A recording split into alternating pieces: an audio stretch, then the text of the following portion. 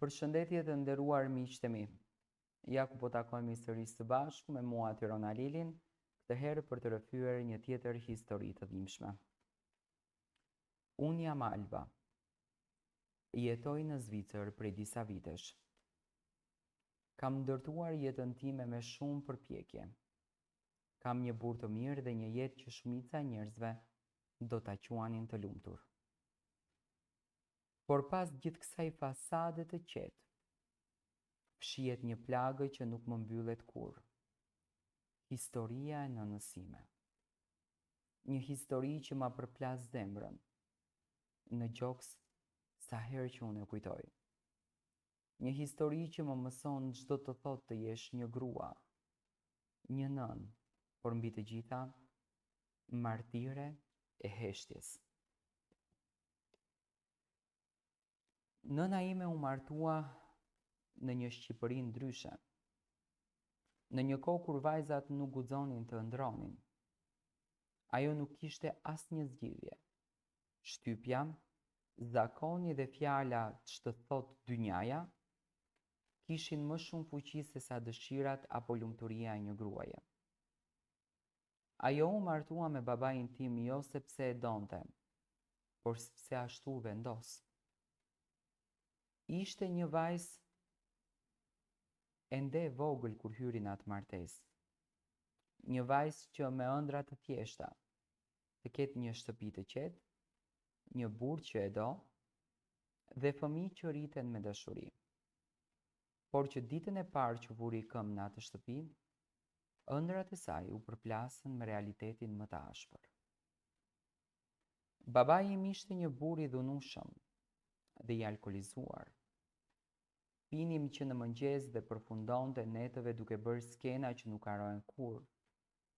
Fëmijëria ime dhe vllait tim u rit mes britmave, ofendimeve, kërcënimeve dhe dhunës. Kishte net kur fshiheshim pas dyerve, duke u lutur që të mos e dëgjoni më zërin e tij.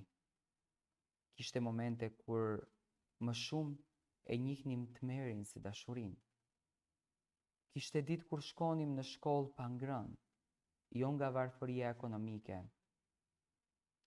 por nga plagët shpirtërore që as buka nuk i zbut. Nëna ime, ajo mbante gjithçka mbi supe.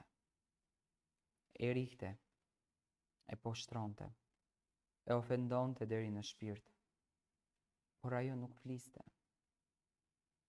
Jo se nuk donte, por sepse nuk i lejohej.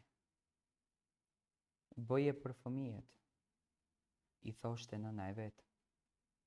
Boll natur për ofe, i thoshte lagja. Burin ta ka dhënë Zoti, i thoshte mentaliteti. Shumë herë ajo shkonte në spital me brinjë të thyera.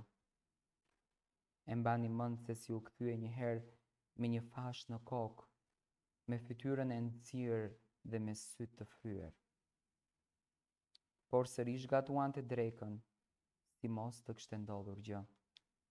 Sërish na ledhatonte kur binim në gjumë, sërish qeshte kur na shihte të lumtur, sërish thoshte, për ju jetoj. Kaluan vite, dhe s'ka asgjë më të padrejtë se sa t'i shohësh vitet tek i kalojnë një gruaje në heshtje, në nënshtrim në errësirë. Plakja nuk i vinte nga mosha, por nga dhimbja i binin flokët para kohe, i thinjeshin vetullat e zëri i bëhej më i butë, më i ngjirur. Ajo nuk fliste më me fjalë, fliste me buzëqeshjen e lodhur dhe me sytë që nuk qanin më. Kur babi im u diagnostikua me kancer, ajo nuk u largua prej tij, ndërsa të tjerët do të kishin ikur pa kthyer kokën. Nëna ime i qëndroi në krah, i përgatiste ilaçet, i lante trupin kur s'mundej më, i mbante dorën kur kishte dhimbje dhe ai as në çastin e fundit nuk i kërkoi falje. Vdiq në moshën 66 vjeç. Për disa ishte një humbje, për të tjerët fundi një dhimbje. po për nënën time ai beti buri që ajo nuk e kishte dashur kur, po për të cilin kishte dhënë jetën. Menduam se pas vdekjes së tij nëna më në fund do të pushonte, se më në fund do të merrte frymë lirisht. Por jo, jeta nuk e kurseu as tani. Vëllai im, për të cilin ajo kishte bërë gjithçka, u martua me një gruaj që nuk e donte as pak nënën tonë. Në fillim ishte e sjellshme, por shpejt tregoi fytyrën e saj të vërtetë, e injoronte, e tallte, i fliste me përçmim. Arriti deri aty sa i tha haptas nuk dua që kjo plaka të më ri në shtëpi. S'të kam marrë ty me gjithë nënë. Nëna nuk kërkonte shumë, vetëm një qosh ku të flinte, një pjatë supë dhe një fjalë të mirë. Por se mori asnjërin, dhe ajo që dha më shumë se çdo goditje që mori nga buri, ishte goditja që mori nga djali i saj, sepse ai nuk foli, nuk e mbrojti, i dha të drejtë nuses dhe e përzuri nga shtëpia. I mori gjithçka, dhe kur them gjithçka, e kam fjalën për gjithçka që një nën jep për fëmijët e saj: rinin, shëndetin, lumturinë, dinjitetin dhe në fund e la në rrugë. Sot ajo jeton me mua në Zvicër. E kam marrë unë. Dhe buri im e do si nën. I blen ilaçet, i sjell lule, i bën kafe, por asgjë nuk ja shlyen plagën që i ka lënë jeta. E shoh çdo mëngjes kur ulet në dritare dhe sheh jashtë. Nuk flet. Vetëm mban në duart, në prehër dhe lulet në heshtje. Kur i them sa e dua, ajo më thot më mjafton që jam këtu, e për ty jetoj tani.